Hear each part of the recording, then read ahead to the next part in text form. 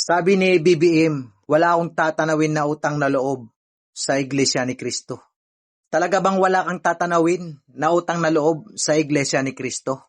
Pagkatapos tinulungan ka na ibuto ng Iglesia ni Cristo, tapos sasabihin mo, wala kang tatanawing utang na loob sa Iglesia ni Cristo. Grabe ka. Ibang klase kang presidente. Sa totoo lang, talagang wala kang utang na loob. Wala kang pagmamalasakit sa sambayan ng Pilipino na nagdurusa sa kahirapan at ninakaw pa ang kabangyaman. Na imbis ipakulong ang mga tunay na mga kawatan at mga mandarambong, ang ipinapakulong ay ang mga walang kasalanan na tunay na nagmamalasakit sa bayan at hinahanap ang hustisya at katarungan para sa mga mamamayang Pilipino na biktima ng mga mandarambong sa kabangyaman. Ibang klase na administrasyon to.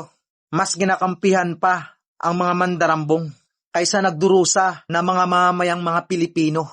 Grabe. Dahil sa mga flood control project na ninakaw lang, hindi nyo ba alam na dugot pawis ng mga mamamayang mga Pilipino ang puhunan? Makabayad lang ng buwis, tapos nanakawin lang ng mga sakim at gahaman sa kabangyaman?